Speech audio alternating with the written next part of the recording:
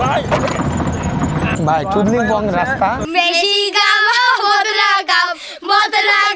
কত বড় একটা পানি ধরার যন্ত্র দেখেন। হরিরাম হরিরাম বাঁধাকপি কত দাম। চঙ্ককপাড়া থেকে আজকে আমরা বের হয়ে যাব। আমরা বেরিয়ে আজকে যাব বান্দরবান সদরের দিকে একটি পাড়ায়। আপনারা তো অনেকে নীলগিরি নীলাচলের দিকে গেছেন, তবে আমরা যে পাড়াটা যাব এই পাড়াটা নীলগিরি যাওয়ার একটু আগে।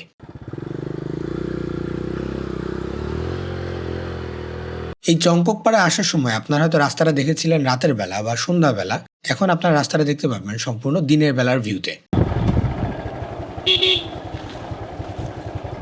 উঁচু নিচু চিপা চাপা রাস্তা, কোথাও কাদা কোথাও শক্ত, এরকম ভাবে আগাতে হচ্ছিল আমাদেরকে। আবারও ওই ঝিরে রাস্তা, ঝিরে আমরা বাইক চালিয়ে পার হয়ে গেছি।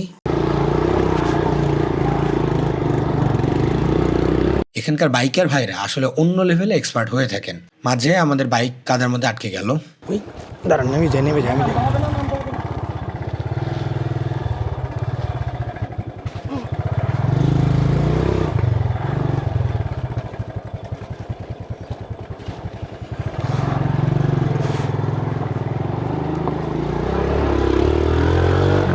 পেছনে আমাদের অন্যান্য টিম মেম্বার অর্থাৎ আজিম ভাই, রনি শারফাত ভাই আর রবিউল। আমরা মাটির রাস্তা থেকে বের হয়ে গেছি। এখন মোটামুটি পাকা রাস্তা, ভালো রাস্তা। রাস্তাটাও সুন্দর, উপর থেকে ভালো কিছু ভিউ পাচ্ছিলাম আর রাবার বাগান দেখতে পাচ্ছিলাম। দূরত্বটা কিন্তু ছোটখাটো দূরত্ব না, বেশ লম্বা সময়ের দূরত্ব।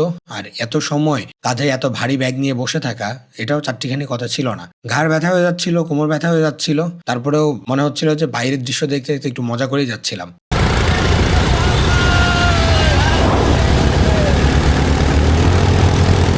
যতই সামনের দিকে যাচ্ছিলাম ততই মনে হচ্ছে সৌন্দর্য বেড়েই যাচ্ছিল। এত সুন্দর রাস্তায় এটা হয়তো বাংলাদেশের বান্দরবন ছাড়া খুব কম জায়গাতেই দেখতে পাওয়া যায়। এক পাশে খোলা পাহাড়, যতদূর চোখ যায় চলতেই আছে, আরেক পাশে বড় রাবারের বাগান। মাঝে আমরা একটা ব্রেক নিয়ে একটা টং দোকানে, এখানে মোটামুটি একটু নাস্তা করে আবার আমাদের যাত্রা শুরু হয় সেই পাড়ার দিকে। যতদূর বুঝতে পারছিলাম আমরা বান্দরবান সদরের খুব কাছাকাছি। তখন কড়া দুপুর, বেশ ভালো রোদ ছিল, প্লাস বাইরের যে দৃশ্যটা এটা খুবই ভালো লাগছিল। শেষের দিকে আমরা একটা জায়গায় দেখলাম পামের চাষ হচ্ছে। পাম গাছগুলো রাস্তার দুই ধারেই। এত লম্বা পাম বাগান বাংলাদেশে আছে, আমি এদিক দিয়ে না গেলে হয়তো জানতে পারতাম না। পাম তেল বা পাম ফল থেকে পাওয়া তেলের আলাদা একটা ডিমান্ড দেশের মার্কেটে আছে। যদিও বাইরের দেশে এটা অনেক বড় স্কেলে চাষাবাদ হয়, আর বাংলাদেশে আমি অবশ্য সেটা চাষাবাদ হতে দেখিনি।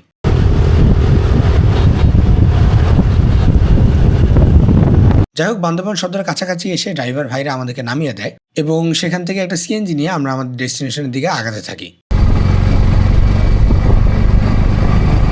এখানে আমরা একটু জেলা প্রশাসন কার্যালয়ে আসি। এখানে মূলত আমাদের যে ইউএনডিপির অফিস, যেহেতু আমরা ইউএনডিপির প্রজেক্টে এসেছি, এখানকার যে আমাদের কোঅর্ডিনেটর, ওনার কাছে আমরা দেখা করব। এরপর দেখা করে সেই পাড়ার দিকে যাব, কেননা আমরা তখনও জানি না কোন পাড়ায় অ্যাকচুয়ালি আমাদেরকে যেতে হবে। বান্দরবান পার্বত্য জেলা অফিস থেকে আমাদেরকে একজন কোঅর্ডিনেটর দিয়ে দেওয়া হলো। আমরা তাকে একেবারে ফলো করে যাচ্ছি নীলগিরির দিকে একটা পাড়ায়। আমি নীলগিরি গিয়েছিলাম সর্বশেষ 2021 সালে, যখন ইউনিভার্সিটি থেকে ব্যাচ ট্রিপে নিয়ে যায় তখন। সো রাস্তাটা দেখে আমি অনেকটা নস্টালজিক ফিল করছিলাম, অনেক পুরনো স্মৃতি মনে পড়ছিল এই রাস্তাটা দেখে। মাঝ রাস্তায় একটা ব্রেক দেয়, আমরা দেখলাম যে এখানে ফল ফলাদি বিক্রি করছিল, প্লাস একটা বনমোরগও বিক্রি করছিল। আমি যতদূর জানি বন্যপ্রাণী আইনে বনমোরগ ধরা এবং শিকার করা আইনত দণ্ডনীয়, বাট এখানে কিভাবে বিক্রি হচ্ছিল সেটা ঠিক আমার জানা নেই।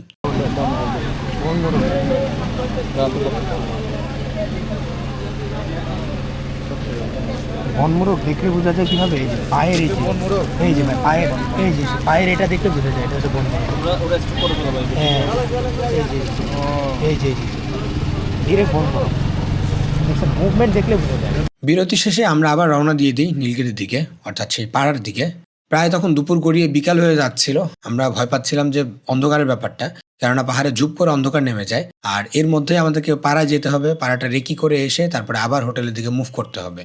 সো আমরা যদি বেশি দেরি করি, অন্ধকার হয়ে গেলে সেটা সমস্যা হয়ে যাবে। নীলগিরি থেকে আমরা ডান দিকে ঢুকে গেছি একটা রাস্তায়। এই রাস্তাটা ধরে সোজা শেষের দিকে পাড়াটা।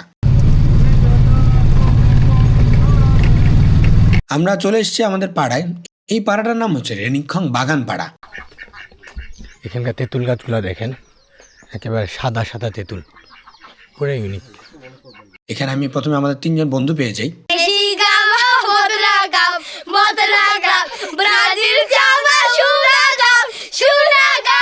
তাদের ওয়েলকাম আমাদের খুবই ভালো লাগে এবং তাদেরকে নিয়ে আমরা আগাতে থাকি পুরোটা পাড়াটা দেখার জন্য।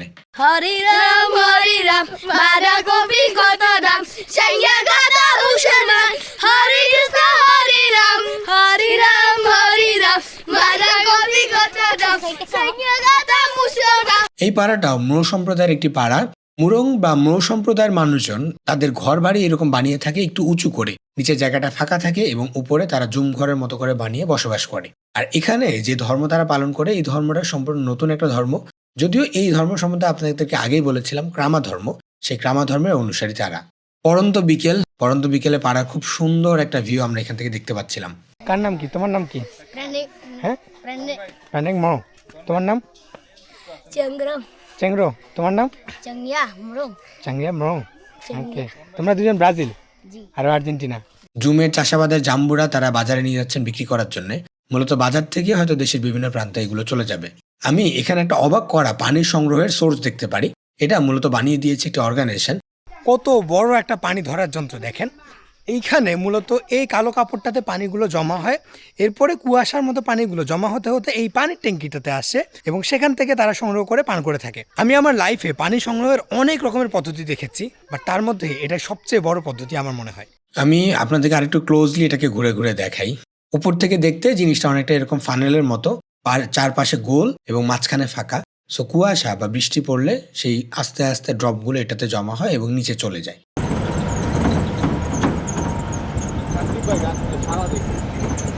যাই হোক, সন্ধ্যা হয়ে গেছে, আমাদেরকে চলে যেতে হবে পাড়া থেকে। কেননা বান্দরবান সদরে গিয়ে আমাদেরকে আবার একটা হোটেলে উঠতে হবে। যাওয়ার রাস্তাটা খুব একটা সেফ না যদি অন্ধকার নেমে যায়। সো আমরা তাড়াতাড়ি চলে যেতে হবে হোটেলে এবং কালকে আবার খুব সকালে চলে আসতে হবে এবং শেষ করে কালকেই হয়তো ফিরতে হবে ঢাকার দিকে। সকাল সকাল বান্দরবান শহর থেকে আমাদের যাত্রা শুরু হচ্ছে রেনিক্ষং বাগান পাড়ার দিকে, সাথে আমাদের টিম মেম্বার্সরা এবং কিছু খাবার দাবার। এখানে চিপস, এরকমের চিপস, এটা চুইংগাম। যেহেতু সেখানে বাচ্চা কাচ্চা অনেক, তাই বাচ্চা কাচ্চাদের জন্য আমরা কিছু গিফটস বা চকলেট, বিস্কিট এরকম জিনিসপত্র নিয়েছিলাম। কিনে ফেলেন ভাই। মাঝে আমাদের চেকপোস্টের একটা ব্রেক দিয়ে দিল। ছোটবেলায় যখন পিকনিকে আসতাম সবার আগে এখানে দাঁড়ায় ছবি তুলতাম। আমি বান্দরবানের প্রথমে এসেছিলাম 2021 সালে। আমাদের তখন ইউনিভার্সিটি লাইফের একেবারে ফাইনাল ইয়ার। স্টাডি ট্যুরের জন্য বান্দরবন ছিল আমাদের প্রথম ডেস্টিনেশন। আর তখন বান্দরবনে এসেই আমরা চলে যাই নীলগিরির দিকে। সো এই রাস্তাটা আমাকে খুব নস্টালজিয়া নিয়ে চলে যাচ্ছিল। আমরা এখন সবাই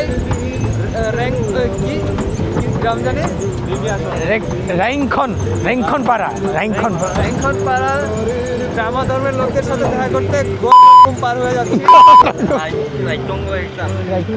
একটা নতুন জাতি হলো। উঁচু নিচু ভাঙাচোরা রাস্তা ঝাঁকে খেতে খেতে আমরা আগাচ্ছি আমাদের রেনিক্ষং বাগান পাড়ার দিকে। সাথে মজা মাস্তি তো হচ্ছেই। আসলে রনি শারাফাত ভাই, রবিউল বা আজিম ভাইদের মতো ট্যুর পার্টনার থাকলে ট্রাস্ট মি আপনি কখনো বোর ফিল করবেন না। মাঝে শৈলপ্রপাত ঝর্ণার এখানে এসে আমরা একটা ফলের ব্রেক নিয়ে নিলাম। এখানকার ফলগুলো আমরা গতদিনও ট্রাই করেছি, আজকেও ট্রাই করব। খুব মজা লেগেছে গতদিন, তাই আজকে সকাল সকাল একটু ফ্রেশ ফ্রুটস আমরা ট্রাই করতে নেমে যাই। আনারস কত করে এটা দিদি? বাটি 50। আর আমরাও 50। এটা কি জাম্বুরা? এটা জাম্বুরা। আর এটা জাম্বা এটা কত? এটা 50 টাকা করে। ও, সবগুলোই 50 টাকা করে। বাহ। এটা যেহেতু নভেম্বর মাস, সো বৃষ্টি বাদল নেই। আর শৈলপ্রপাত ঝর্ণার যে মূল চেহারা সেটা এখানে একেবারেই নেই, অর্থাৎ এখানে একেবারে পানি নেই। পানি থাকলে এই জায়গাটা অনেক সুন্দর লাগে। ছোটবেলা আগে যখন এখানে আসতাম তখন প্রচুর মানুষ থাকতো, অনেকে স্লিপ কাটতো, বাট এখন খুব একটা মানুষ দেখা যাচ্ছে না। বেশ নীরব একটা জায়গা। এখানকার প্রোডাক্টগুলো বেশ কোয়ালিটিফুল মনে হয়েছে, তাই আব্বু আম্মুর জন্য বা ফ্যামিলি মেম্বারসদের জন্য একটু শপিং করে নিলাম। প্লাস এখানে যারা ছিল সবাইকে আমি একটা করে গামছা গিফট করেছিলাম, তাদের ট্রেডিশনাল স্টাইলে বানানো গামছা। আমি তো এটা দিয়ে পড়ে যাচ্ছে। আপনি এগুলো পরে ঢুকেন ভাই। আসলে এই রাস্তায় আপনি যদি একটু অসচেতন হন তাহলে কি পরিমাণ বিপদ হতে পারে এটা আপনি হয়তো চিন্তা করতে পারবেন না। সো প্রতিটা মোমেন্টে এখানে আপনার চোখ কান খোলা রাখাটা বা সচেতন থাকাটা খুবই জরুরি। ভাই চুদলিং বং রাস্তা তৈলপ্রপাত ঝর্ণার ওখান থেকে পাহাড়ি গামছা পাহাড়ি তারপর তোয়ালে, তারপর মেয়েদের একটা শাড়ি কিনেছে, মেয়েদের আবার ছোট করেছে, লোকে একটা মেয়ের সাথে ডেট করতে গেছে, একটা মেয়ের সাথে ডেট করতে গিয়েছে, ধরা খেয়ে গেছেন। এই যে তো আর কিছু আনবে কিন্তু গে না আপনারা এটা ভাই ভাই ভাই ভাই ভাই ভাই রনি ভাই, আমি আপনার আরেকটা ফল খাওয়াবো ভাই, ভাইরাল করেন ভাই। আমি একটু বাইরে বের হলাম, বাতাস খেতে খেতে বাইরের প্রকৃতিটা এনজয় করছি। সাথে আজিম ভাই জয়েন করলো এবং রবিউলও জয়েন করলো। এই খুমটার ব্যাপারে আপনারা হয়তো আমাদের এই বান্দরবন সিরিজের প্রথম পর্বটাতে দেখেছেন। এই খুমটা আসল নাম মূলত টাকছড়া খুম, যেটা কিনা বান্দরবনের লামার হোয়াইট পিক রিসোর্টের একেবারে পাশে। ওইটা নিয়ে আপনারা হয়তো প্রথম এপিসোডে একটু দেখে আসতে পারেন। এই রুটটা চমৎকার একটা রুট, বাট পড়লে একেবারে গমরা। যাই হোক, আমরা একেবারে রেনিক্ষম বাগানপাড়ার কাছাকাছি চলে এসেছি। এখানে আজকে মূলত আমাদেরকে একদিনের ভেতরে কাজ শেষ করে ফেলতে হবে। গতকালকে আমরা যতটুকু রেকি করে ফেলেছি। আজকে পুরোটার মধ্যে আমাদের খুব শর্ট টাইমের ভিতরে কাজ শেষ করে আমরা আবার ঢাকা ফেরা ট্রাই করব।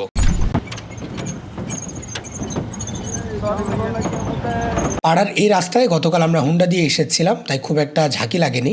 বাট আজকে আমরা ডিরেক্ট এই চাঁদের গাড়ি দিয়ে যাচ্ছি, তাই ভালোই একটা ঝাঁকি ফিল করতে পারছিলাম।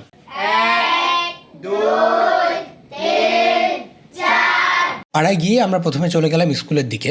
এই স্কুলে তারা মূলত প্রাথমিক পর্যায় পর্যন্ত পড়াশোনা করে, এরপরে তাদেরকে পড়াশোনার জন্য বাইরে চলে যেতে হয়। আমার নাম জাগরু। আমার নাম আমার নাম চেরিয়া মুরু।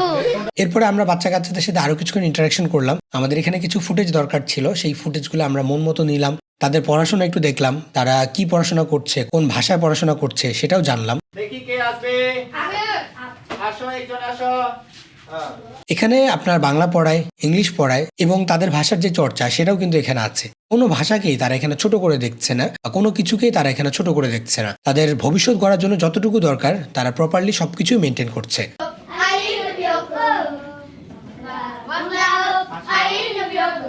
আর ক্লাসরুমটা কিন্তু দেখেন দারুণ। এত উঁচু একটা পাহাড়ের উপরে এত সুন্দর করে টিন শেড দিয়ে একটা স্কুল করে দেওয়া, সেখানে তাদের সৃজনশীলতাকে কাজে লাগিয়ে বিভিন্ন আর্ট বা ড্রয়িং করে রেখেছে, অনেক বর্ণমালা রেখেছে, অনেক ক্রাফটের জিনিসপত্র তারা বানিয়ে রেখেছে। ব্যাপারগুলো খুবই ইন্টারেস্টিং। এই পাড়ায় আগে স্কুল হিসেবে ব্যবহৃত হতো শুধুমাত্র এই ঘরটা, বাট এটা ভেঙে চুরে অবস্থা খারাপ হয়ে যাওয়ার কারণে এরপরে ইউএনডিপি থেকে নতুন আরেকটা ঘর করে দেওয়া হয়। সেটা হচ্ছে এই ঘরটা, যেটা কিনা এখন শুধুমাত্র মাল্টিমিডিয়া ক্লাসরুম হিসেবে ব্যবহৃত হচ্ছে। বাট খুব শীঘ্রই এটাতে ক্লাসও নেওয়া হবে, প্লাস এটাকে মাল্টিমিডিয়া ক্লাসরুম হিসেবে ব্যবহার করা হবে। নান্দনিক এই পাড়ার এক এক জায়গায় এক এক রকমের সৌন্দর্য। কোথাও সবুজ, কোথাও মানুষের বসবাস, কোথাও পানির স্রোত বা কোথাও বা বাচ্চা কাচ্চাদের খেলার জায়গা। এই গ্রাম নিয়ে একটা মজার তথ্য দেই। তাদের একটা রিজার্ভ ফরেস্ট আছে বা একটা রিজার্ভ করা বন আছে, যেটাকে বলা হয়ে থাকে ভিসিএফ। ইউএনডিপি করে দিয়েছিল। এই ভিসিএফ এর ফুল মিনিংটা হচ্ছে ভিলেজ কমন ফরেস্ট। এটার কাজটা কি? যখন এই পাড়ায় কখনো অর্থ সংকট পড়ে বা কারো কখনো টাকার প্রয়োজন হয়, তখন যেটা করা হয়, মনে করেন এই রিজার্ভ ফরেস্টে একটা গাছ আছে, সেই গাছটা তারা কেটে ফেলে এবং সেই গাছ থেকে পাওয়া টাকা সেই মানুষকে দিয়ে দেওয়া হয় যেন তার প্রয়োজনটা মেটাতে পারে। এটা হচ্ছে একটা এক্সট্রিম পজিশনে এবং এই বনটার একটা নির্দিষ্ট নীতিমালা আছে। এই নীতিমালা অনুযায়ী সেই বনে যেতে হয়, সেই বন থেকে কাঠ বা প্রয়োজনীয় যেসব জিনিস লাগে সেগুলো সংগ্রহ করতে হয়। ইনফ্যাক্ট একটা মজার তথ্য দেই, এই যে এখানে পানিটা আসছে, এই যে পানি, এই পানিটাও আসছে সেই ভিসিএফ থেকে বা ভিলেজ কমন ফরেস্ট থেকে। এই ক্লাসরুমটা হচ্ছে এখানকার ডিজিটাল ক্লাসরুম, যেটা ইউএনডিপি থেকে করে দেওয়া হয়েছে। এটা দিয়ে কি করব? হ্যাঁ, গাছ কাটবো। এই যে গাছ কাটছে। এখানে বাচ্চা কাচ্চারা এলইডি স্ক্রিনে বা হচ্ছে একটা টিভির মধ্যে অনেক কিছুই দেখতে পারবে। বিশেষ করে শিক্ষণীয় কার্টুন বা হচ্ছে টিভি সিরিজ বা অনেক কিছুই তাদেরকে এখানে দেখানো হবে। কাটার ফলে কি কি দেখে এই ছবিটা আমরা কি দেখছি? আমরা মাল্টিমিডিয়া ক্লাসরুমটাতে গেলাম, সেখানে গিয়ে দেখলাম তারা কিভাবে পড়াশোনা করে বা কিভাবে তাদের পড়াশোনা এটা হেল্প করে থাকে। 1 2 3 4 1 2। ক্লাস শেষে তাদের এখানে শরীরচর্চার পর্ব হচ্ছিল, আমরা একটু তাদের শরীরচর্চাও দেখছিলাম। বেশ মজা লাগছিল তাদের এইসব কার্যক্রম দেখে।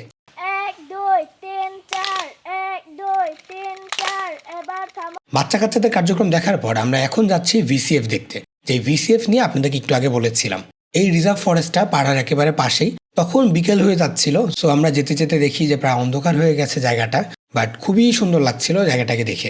এই রিজার্ভ ফরেস্টে প্রচুর বাঁশ গাছ আছে, কিন্তু বাঁশ গাছগুলো সবসময় কাটা হয় না, বছরে কেবল একবার এই গাছগুলো কাটা হয়। এবং সেই নির্দিষ্ট সময়ে বনের যে নীতিমালা আছে বা ভিসিএফের যে নীতিমালা আছে সেই নীতিমালাকে অনুসরণ করে এই গাছগুলো কাটা হয়। এরপরে সে টাকাটা তাদের যে পাড়া আছে সেই পাড়ার কাজে লাগানো হয়। ভিসিএফ থেকে বের হওয়ার পর দেখলাম বাচ্চা কাচ্চারা খেলাধুলা করছে। পাহাড়ি বাচ্চা কাচ্চাদের খেলাধুলা আসলে ডিফারেন্ট হয়। আমাদের সমতলে আসলে অনেক খেলনা পাওয়া যায় বা অনেক কিছুই পাওয়া যায় সহজে। এখানে আসলে সেরকম পার্ক নেই বা সেরকম খেলনার জিনিসপত্র পাওয়া যায় না। সো এখানে আসলে তাদের মজাটা নিজেদের মতো করেই করতে হয়। আমাদের সময় প্রায় শেষ হয়ে যাচ্ছে। পাড়ার মানুষদের সাথে সময় কাটিয়ে আমাদেরকে এবার বিদায় নিতে হবে। এই 2 দিনে তাদের সাথে একটা সখ্যতা করে উঠেছে, বিশেষ করে বাচ্চা কাচ্চাদের সাথে। সো বিদায় নেওয়াটা আমার জন্য এই সময় একটু কষ্টকর হয়ে যাচ্ছিল।